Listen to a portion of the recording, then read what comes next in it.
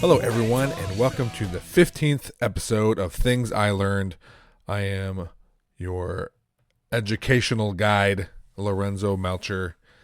Thank you for joining this podcast and for listening. I don't know do you join a podcast? I think you just listen to it or download it.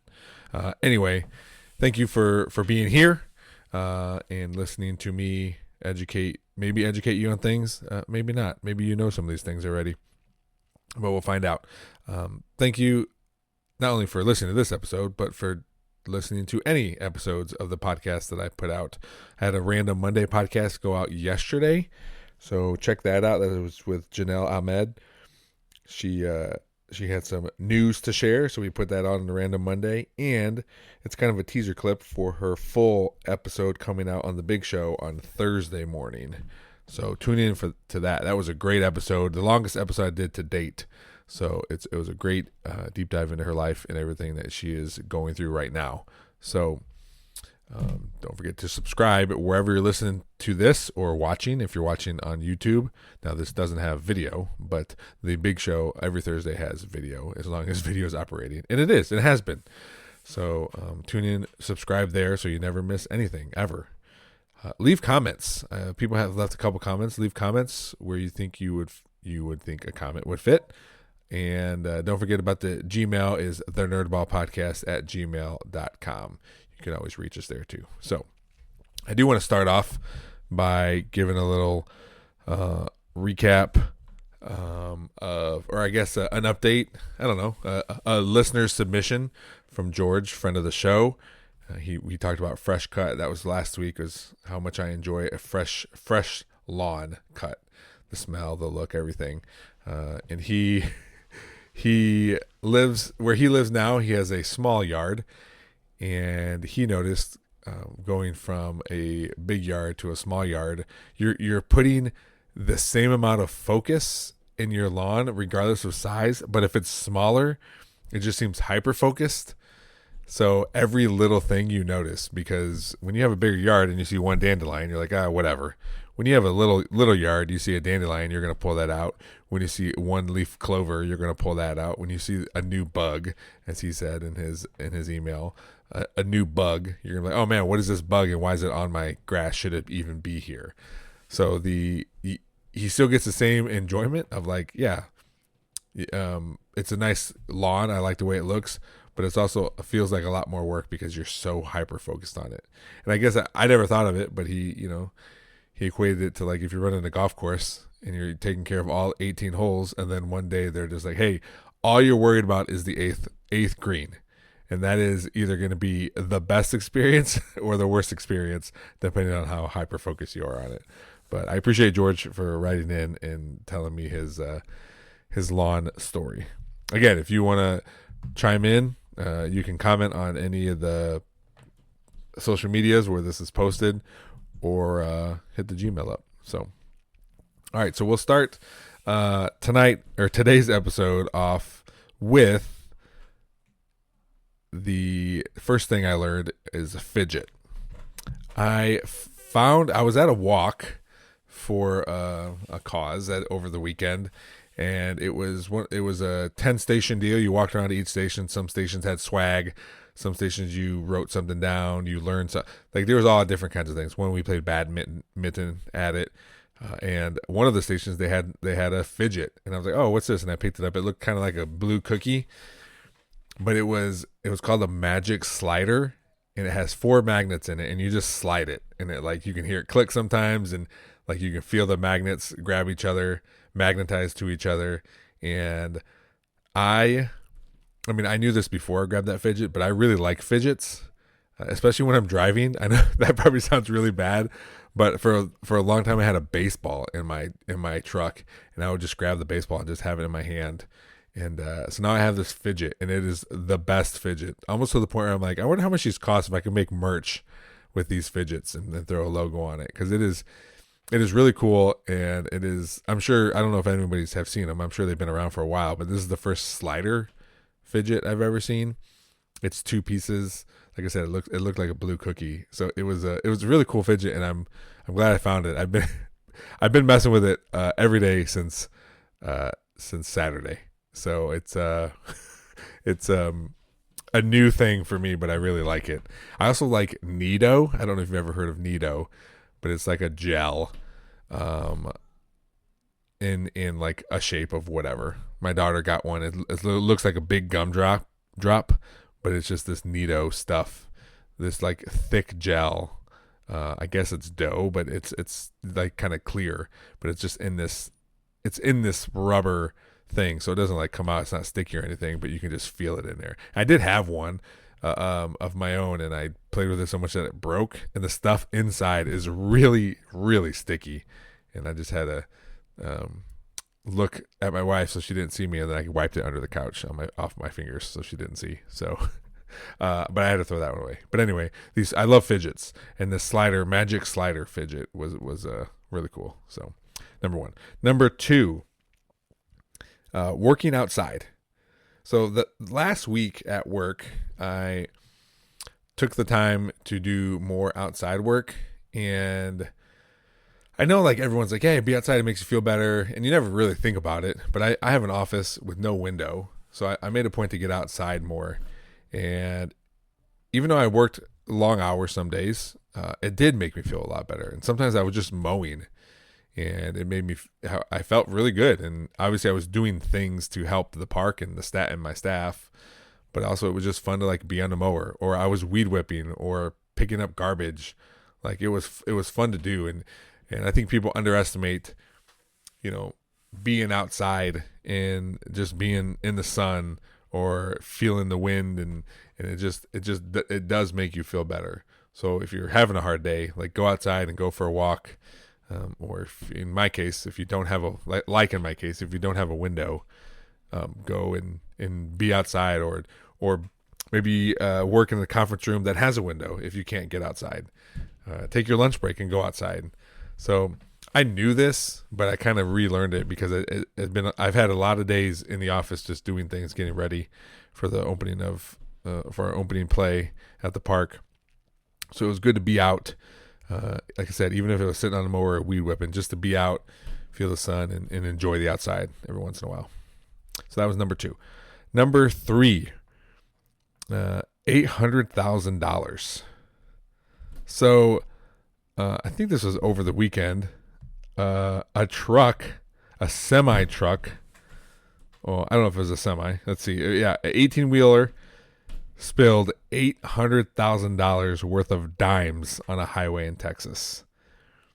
It looked like the driver overcorrected when he was going off the road, and it flipped and rolled on its side, and these dimes fell all over the highway at 5:30 in the morning. It happened, so right before rush hour, and the road was closed almost 12 hours, or a little over 12 hours. It was closed at 7 p.m.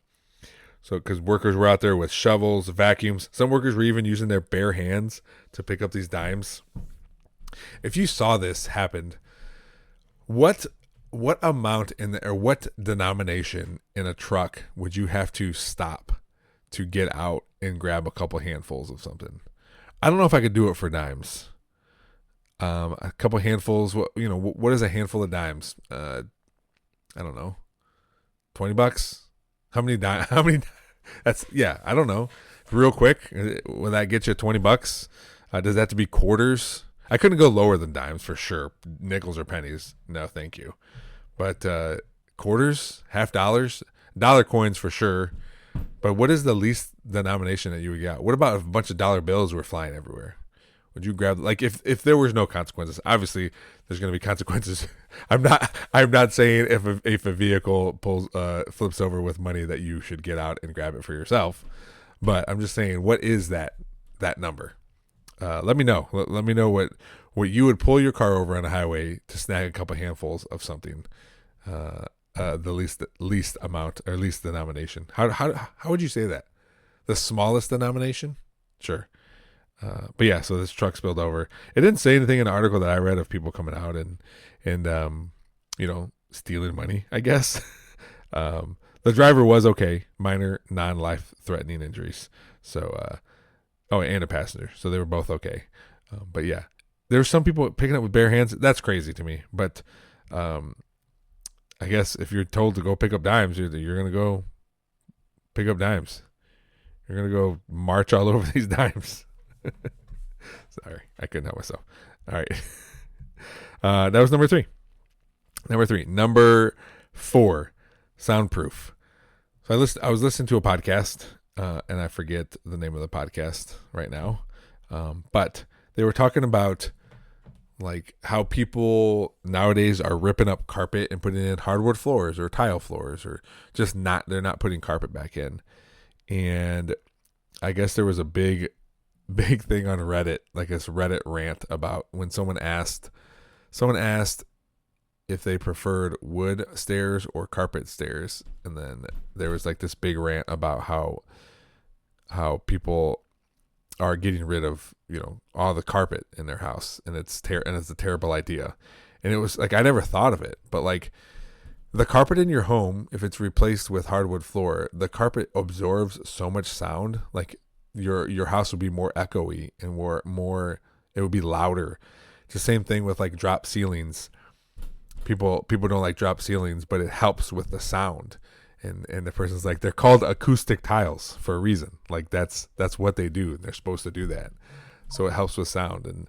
And so I never thought about it, but that's a good point. And tables, when you go to a restaurant, tables that don't have tablecloths, or a restaurant that don't use tablecloths, like, is that it makes the restaurant louder, because when everyone's talking, it's just bouncing off everywhere.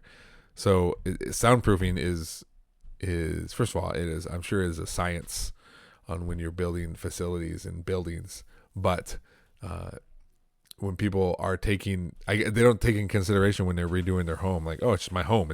Why is it going to be louder? But it definitely is. And if you've had hardwood floors and went to carpet or the other way, I'm sure you've noticed, or maybe you haven't noticed, and now you will, and I've ruined everyone's homes for the rest of their lives. So I'm sorry, but it is a cool thing to learn. So that was number 4, soundproof. Okay, number 5, unbuilt bed. So for, I don't know, 6 months maybe, my wife and I have been sleeping on a mattress on our floor because our bed broke. I was trying to fix our bed, and I thought I fixed it, and in fact, I did not put it back together correctly, and when I sat on it, it broke. The wood broke. So we've been on a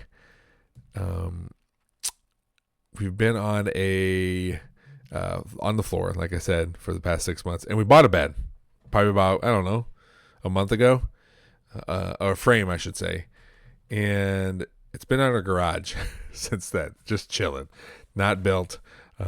It's a heavy box, so we'd have to obviously take it out in pieces, but we've still been living on the floor. At first I thought it was like cool, like, all right, this is kind of comfortable, whatever. And now it's kind of annoying, especially because we have a bed just in our garage that's not being built. And what makes it more funny is this past weekend, my wife was helping a friend out building furniture at her house, and we have this unbuilt bed in our garage that needs to be put together. And it still has not happened.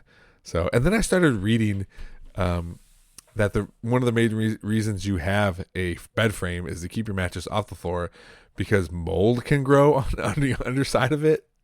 So you would think that would kind of kick us in high gear, saying, hey, we should probably build this bed frame for that reason alone. But no, we could be sleeping on mold. Who knows? And we just have this unbuilt bed. So if anyone wants to come over, I'm willing to cook them a nice dinner if they feel like putting together somebody else's bed frame. Because I don't know when we're gonna do it. Even this coming weekend, we have a busy sports weekend. So this thing's gonna sit maybe until winter before we can put it together. So that was number 5, unbuilt bed. So that was things I learned this week. Episode 15, installment 15, whatever you want to call it. I like I say every week, I am enjoying doing these. So hopefully you are enjoying listening to them. Is that the correct sentence? I don't know. I also listened to myself one time. I think it was on the Random Monday, like the intro. and I sounded so sad and like lonely. So I was trying to sound a little bit different today. I don't know if I did or didn't, but I don't really listen to myself that often. I listen to this, I'm like, oh my God, why do I sound like that? So I don't know if it's any different or not, or if that's just me and I sound like that when I'm recording. Maybe not in person, but when I'm recording alone in my basement. Maybe I am sad and lonely because I'm in my basement. Maybe I need to find a different place to do this where I'm not sad and lonely. So anyway, again, watch out or look out for the big show on Thursday with Janelle Ahmed. That was a great episode. I learned a lot. It was touching and heartbreaking, and a bunch of feelings were felt. So tune into that. Let me know what you think. Share the episode. If you like it and you see it on social media, share it on your page. Put it in your stories. It doesn't take that much. Maybe you know Janelle and you're like, hey, everyone, check what my friend did. Maybe you know me and you're like, hey, check out Lorenzo's podcast. Give it a share. It ain't gonna hurt nothing. Subscribe, thanks. Hit the bell. Do all that stuff. I gained a subscriber, so that's good. And on YouTube, we're ever so steadily going up there. So that's enough rambling. Again, thank you. I love you, and always keep learning.